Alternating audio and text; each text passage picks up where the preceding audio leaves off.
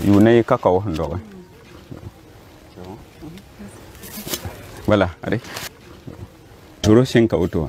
Amshinga cacao, la banane, la café. Cacao made in Burkina Faso. Je suis très fier. Il s'appelle Monsieur Sorgho Larba. Auparavant planteur en Côte d'Ivoire.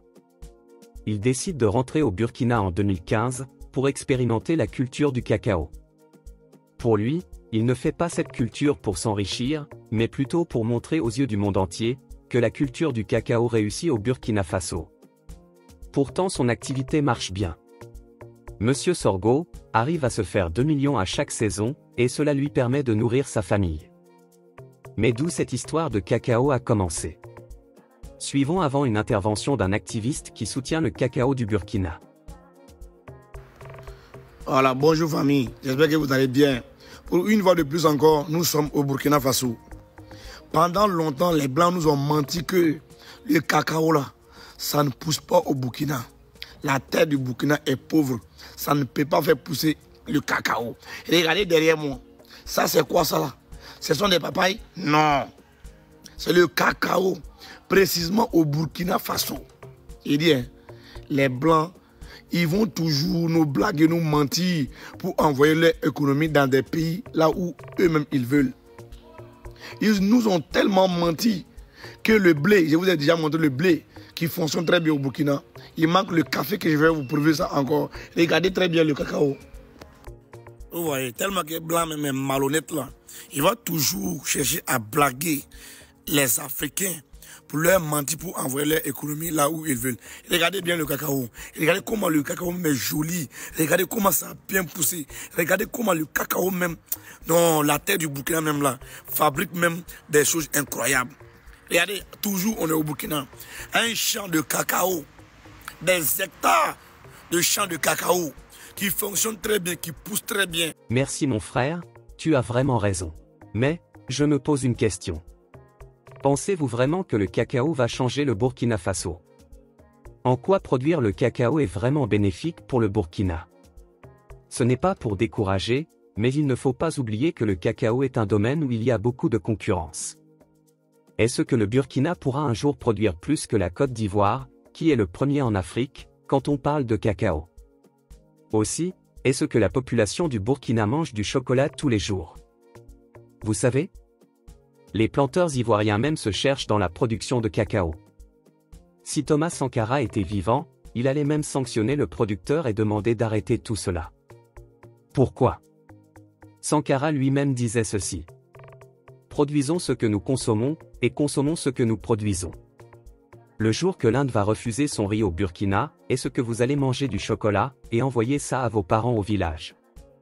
Regardez aussi dans les grands pays. NB. Ceux qui sont aux USA, vous avez déjà vu champ de cacao là-bas? Vous pensez que les USA ne peuvent pas produire du cacao? Ils peuvent produire plus que du cacao, mais ces agriculteurs réfléchissent trop pour produire du cacao. Ils produisent du maïs, pour les animaux, et exportent la viande en Afrique. Le sol du Brésil est plus propice en cacao, mais ils ont préféré le maïs. Le Brésil a même détourné les USA en maïs l'année passée. Si c'est dans les émotions que nous allons produire, nous risquons de faire des erreurs. Ce n'est pas mieux qu'on se concentre sur les cultures qu'on peut consommer pour le peuple?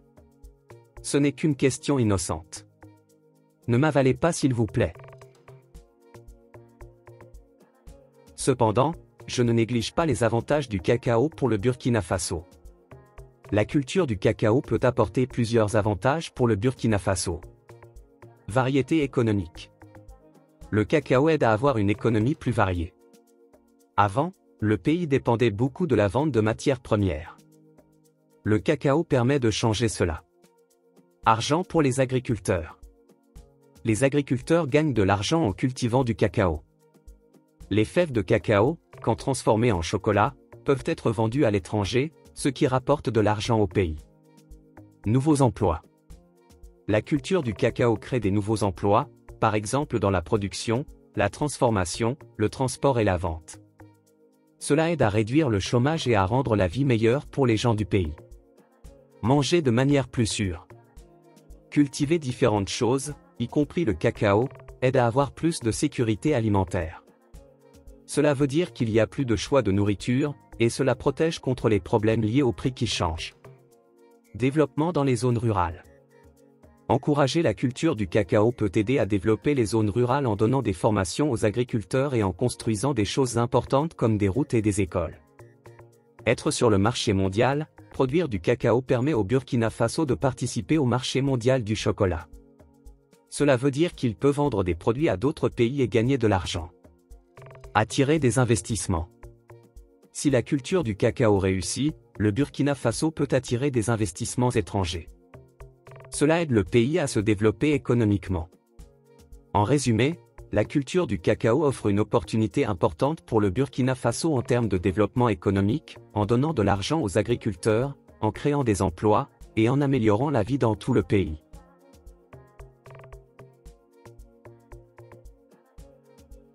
Maintenant que vous avez toutes ces infos, savez-vous les grands du monde qui produisent le cacao? Laissez-moi vous les citer. Côte d'Ivoire. La Côte d'Ivoire est le premier producteur mondial de cacao. Une part significative de la production mondiale provient de ce pays. Ghana. Le Ghana est également l'un des plus grands producteurs mondiaux de cacao. Il se classe souvent parmi les premiers producteurs, aux côtés de la Côte d'Ivoire. Indonésie. L'Indonésie est un important producteur de cacao en Asie. Le pays est également un acteur clé sur le marché mondial.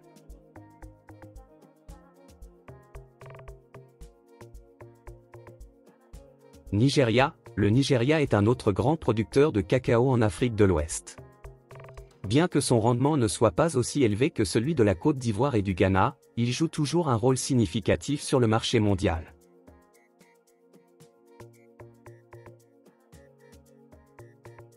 Équateur. En Amérique du Sud, l'Équateur est un producteur majeur de cacao, connu pour produire des variétés de cacao de haute qualité, notamment le cacao fino de Aroma.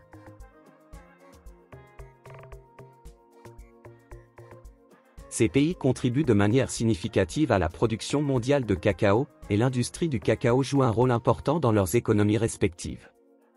La répartition de la production dépend souvent des conditions climatiques, des politiques agricoles et des pratiques de gestion dans chaque région. C'est la fin de cette vidéo. Merci beaucoup de l'avoir suivi. Des questions sur quelque chose que vous n'avez pas bien compris? N'hésitez pas à réagir en commentaire. Je laisse des cœurs et je réponds toujours. À très bientôt. Signé, votre congosseur du web.